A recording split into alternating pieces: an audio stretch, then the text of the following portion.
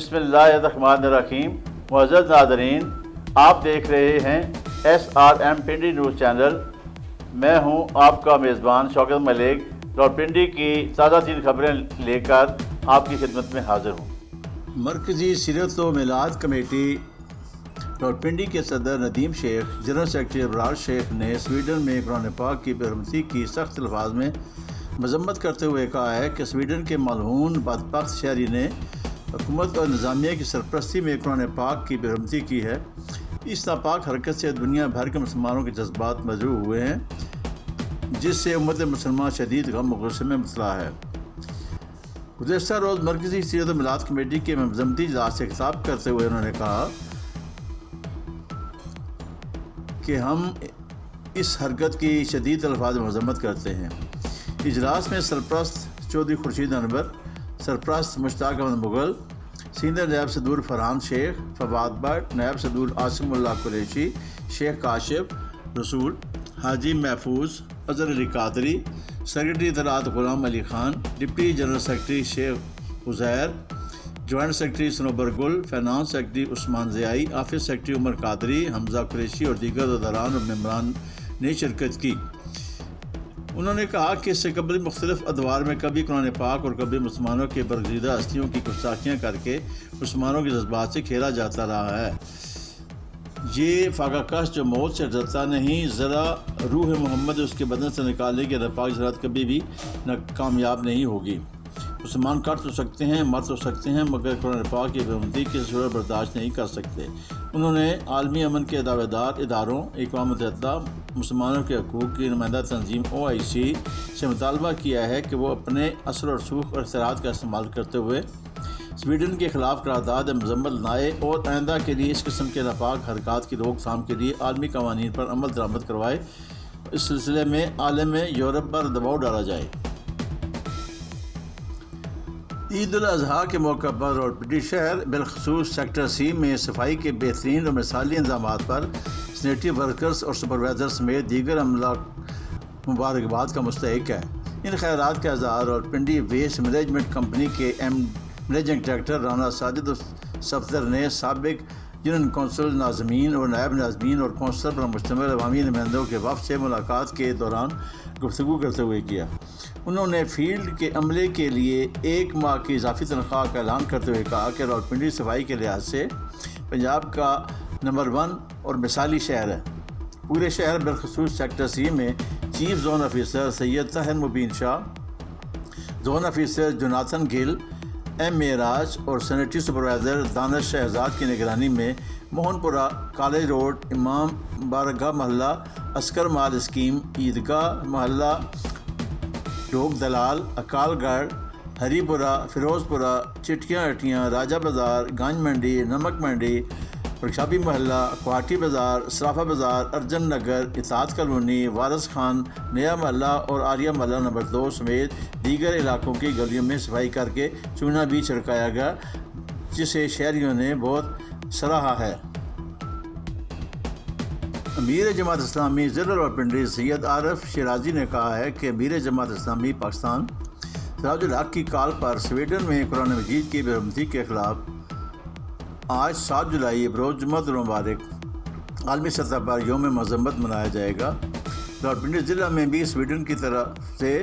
قرآن حکیم کی بے حرمتی کے خلاف بھرپور انداز میں یوم مذمت منایا جائے گا۔ ان خیالات کا اظہار انہوں نے گزشتہ روز ضلعی دفتر سید مودودی بلڈنگ میں زونل امراء کے ماہانہ تنظیمی اجلاس سے خطاب کرتے ہوئے کیا۔ اس اجلاس میں ضلعی اور زونل عہدیداروں نے شرکت کی۔ سید عارف شیرازی نے زونل امراء کو ہدایت کی کہ قرآن مجید کی بے حرمتی کے خلاف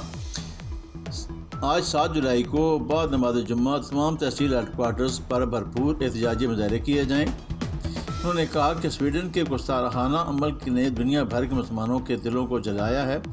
قرآن پاک کی بے حرمتی اور جلایا جانا ناقابل معافی جرم ہے۔ مغرب میں وقفے سے اس قسم کے مسلم دشمن حرکتیں کی جاتی ہیں،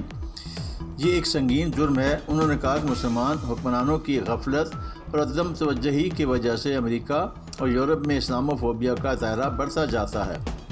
OIC اور مسلمان حکمران اس حوالے سے اپنی ذمہ داریاں ادا کرنے میں ناکام رہے ہیں۔ انہوں نے عوام سے اپیل کی کہ وہ بعد نماز جمعہ جماعت اسلامی کے احتجاجی مظاہروں میں شرکت کریں، یہ ہمارے ایمان اور عقیدے کا معاملہ ہے۔ متروکہ وقف املاک حکام کی جانب سے کالجز ڈائریکٹوریٹ اور محکمہ تعلیم ضلع راولپنڈی کے مرکزی دفتر کو سیل کیے جانے پر اساتذہ سمیت آل پاکستان کلرکس ایسوسی ایشن کے تمام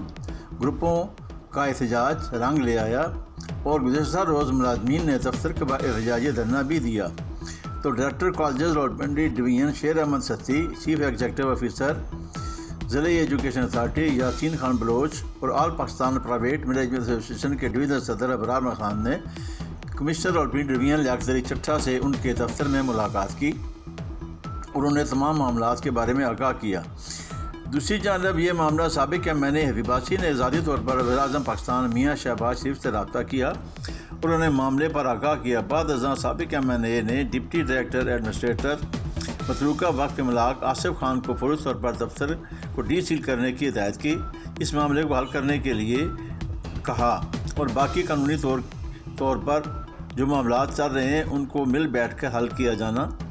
طے پایا اور قانونی طور پر اس کو دیکھا جائے گا۔ قبل ازیں احتجاج میں تمام تنظیمیں شامل تھیں۔ APCA Pakistan Punjab teachers union colleges wing سے ملک جمیل اوان، شہزاد کامران، شیخ شکیل، مبشر نواز، اس کے علاوہ محمد جاوید اور پھر اسکول ایجوکیشن کی طرف سے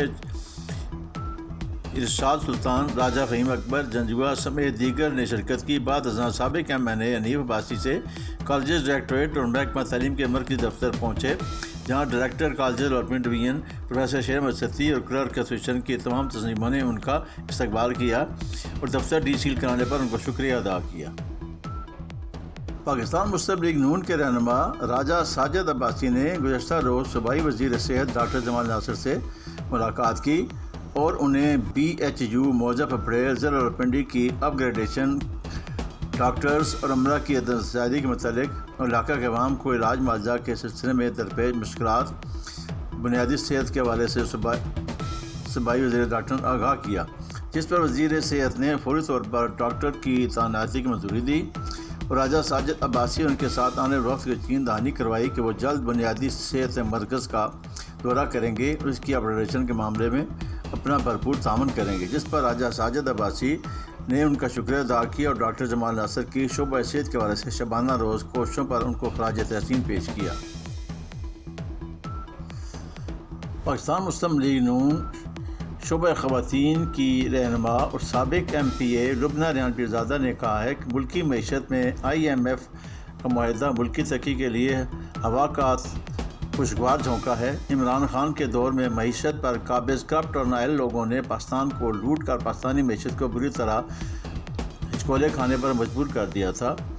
وطن عزیز میں مہنگائی کو طوفان لانے میں ان کرپٹ اور نائل لوگوں کا بہت بڑا ہاتھ ہے۔ انہوں نے کہا کہ پاکستانی خزانے کو دیمک کی طرح چاٹ کر خالی کر گئے ہیں، لیکن ملک وطن عزیز کو ڈیفالٹ میں دیکھنے والوں کا خواب کبھی پورا نہیں ہوگا۔ انہوں نے کہا کہ مسلم لیگ نون کو جب بھی حکومت ملی ملک میں ترقی کا نیا دور شروع ہوا، جس طرح میاں محمد شہباز شریف اور ان کی ٹیم نے ملک کو ڈیفالٹ ہونے سے بچایا ہے وہ قابل تعریف ہے اور انشاءاللہ اب خوشحالی کا دور شروع ہوگا، ملک میں بہتری آئے گی اور ملک اور حکومت عوام کو ریلیف دینے کے لیے دن رات محنت کر رہی ہے۔ دوست ممالک کے ساتھ سرمایہ کاری شروع ہونے جا رہی ہے، جس سے ملک میں روزگار آئے گا اور ملک ایک بار پھر ترقی کی طرف گامزن ہوگا انشاءاللہ۔